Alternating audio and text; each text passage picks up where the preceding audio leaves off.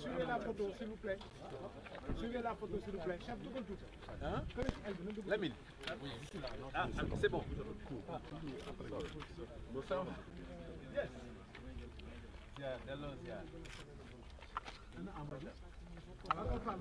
Amadou Gueye.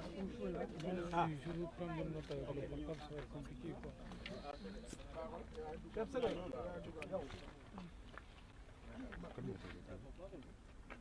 Bon, hein? Oui. Le live des grands avocats. Professeur. Oui. Oui, ah oui, absolument. Définitivement. C'est bon. Bon, on va laisser quand même. C'est bon, on peut commencer. Ils donnent visiter. Non, non. C'est bon, c'est le champ. C'est bon. Non. D'habitude, quand le président reçoit, on les accompagne pour la presse. On les laisse faire ça. D'accord, allons-y. C'est bon, hein? On peut y aller. Ok, Monsieur Barrow, qu'est-ce qui ressort quand même de cette rencontre que vous venez d'avoir avec Maître Abdoulaye Wade? Permettez-nous tout d'abord de dire que nous avons été frappés par la jeunesse du président Abdoulaye Wade, jeunesse dans ses idées, jeunesse dans son enthousiasme à parler du Sénégal et jeunesse dans sa générosité en termes de conseils et de partage dans la générosité, dans l'amour du Sénégal. Nous avons été très satisfaits dans cette rencontre en termes donc d'expérience. En un peu de temps, nous avons encore beaucoup appris du président Abdoulaye Wade, qui a compris notre démarche, qui nous a donné des conseils, mais qui aussi nous a marqué sa compréhension et son soutien de notre combat, et aussi qui nous a assuré que les instances du PDS vont très vite se réunir pour aussi voir dans quelles conditions ils vont nous suivre dans ce combat. Ce qui est sûr, c'est que c'était un moment très important, parce que qui parle de lutte sociale aussi connaît toute la trajectoire du Parti démocratique sénégalais, et c'était de grands moments d'échange et de vraiment sur tout tourner autour de l'épanouissement des Sénégalais et de comment soulager les Sénégalais de leurs souffrances, et ça a été de grands moments en ces termes. Et nous sortons d'ici très réconfortés, nous sortons d'ici très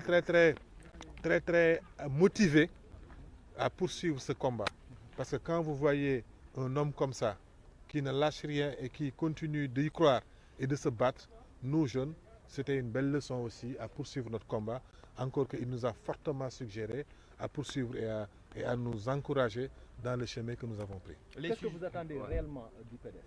Vous savez que la coalition non langue est en train dans sa stratégie de création ou de mise sur pied d'un large consensus et d'une convergence des synergies, avait entrepris de rencontrer toutes les forces vives de la nation. Nous avons rencontré les forces politiques, beaucoup de partis politiques, PASTEF, Tahaou, avec Khalifa Sall, le FLFN. Nous avons rencontré beaucoup de forces politiques. Nous avons aussi rencontré des forces citoyennes. Nous avons aussi rencontré des forces économiques, telles que la Fédération des boulangers, mais aussi des forces sociales, syndicales, comme la FGTS avant-hier. C'est dans ce cadre-là que nous sommes venus rencontrer le PDS, mais aussi rencontrer la personne d'Abdoulaye Wade. C'est extrêmement important. Au-delà du Parti démocratique sénégalais, Abdoulaye Wade est une personnalité qu'il faut rencontrer dans ce genre de combat. Et c'est pour ça que nous sommes venus là et nous n'avons pas été déçus de cette rencontre. Mais est-ce que vous avez son soutien pour votre marche? Ce qui est clair, c'est que nous avons son soutien. Maintenant, le soutien du Parti démocratique sénégalais sera déterminé par les réunions qu'ils vont tenir en leur sein et ils vont le communiquer le moment venu. Mais ce qui est sûr et certain, c'est qu'il nous a soutenus, il nous a encouragés et il nous a motivés à aller de l'avant dans ce combat. Plus personnellement, comment vous avez vécu votre retrouvaille avec Wade, que vous avez combattu en 2012? Si c'est non-langue ou vous posez la question à qui? À vous. Nous sommes ici en tant que non-langue. Je parle ici au nom de non-langue. Maintenant, peut-être dans d'autres instances, on aura l'occasion de revenir sur nos mémoires. Mais là, c'est la coalition non-langue qui a rencontré le président Abdoulaye Wade et qui est très satisfait de cette rencontre. Et aussi, il nous a grati, il y avait une forte délégation du Parti démocratique sénégalais, particulièrement les jeunes et les moins jeunes, qui étaient là aussi à cette rencontre, et c'était vraiment très très intéressant.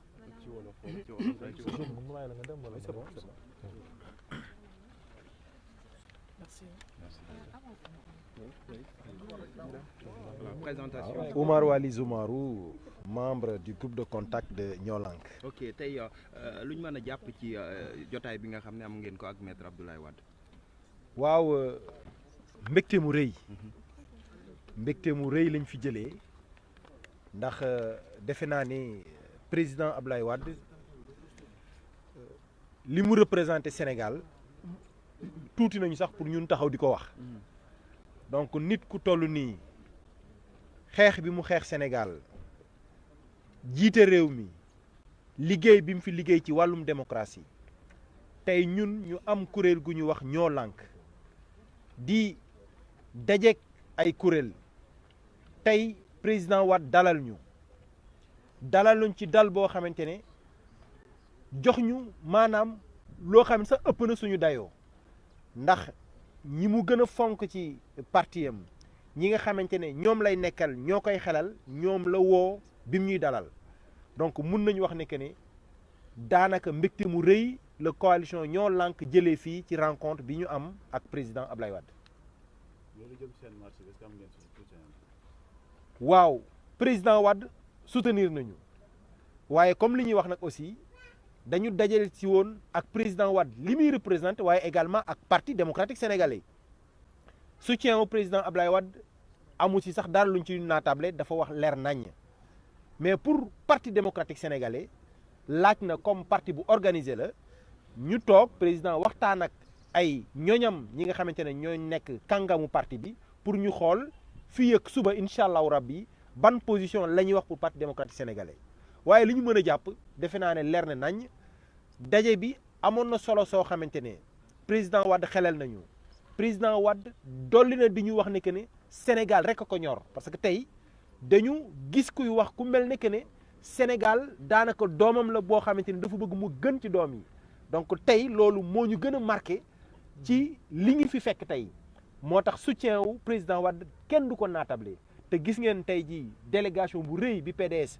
ànd pour ñëw dalal ñu donc am nañu yaakaar ne incha allahu rabbi marche bi PDS dina ci ñëw ak doole PDS dina wan ne que ne mu ngi si biir ñoo lànk parce que également mission bi loolu la c'est-à-dire ñu dem ba PDS ñëw nekk bokk ci mouvement yi nga xamante ne ñoo composé ñoo lànk ni ñu dajeek yeneen parti yi dajeek ko ay syndicat dajeek ko ay kuréel société civile tey jii noonu la ñu dajeek parti démocratique sénégal mu wan ñu nag ouverture bu rëy wan ñu ouverture bu rëy wan ñu également vision Sénégal parce que aussi xeexu électricité la ñuy xeexu ni ñuy salfaañe ak yelleefu doomu aadama yi waaye nag mën na sax am ëllëg xeex bi dem fa loo xamante ne dafa soxal sénégalais yépp parce que tey jii suñu réew moo soxla suñu réew mooy dund loo xamante ne dafa jafe suñu réew moo nekk ci guddi goo xamante ne bët setagul donc tey liñ fi jëlee daanaka alhamdulilahi rabi alamina dalal na xel yi te incha allahu rabi gëm nañ ni que ne parti démocratique sénégalais dina bokk ci marche le 10 bi bokk ci am ci taxawaay bu rafet boo xamante ne ndam bi ñu wut incha allah dinañ ko am. ñu ngi lay jaajëfal. merci. C'est une première rencontre. Très bien. Merci.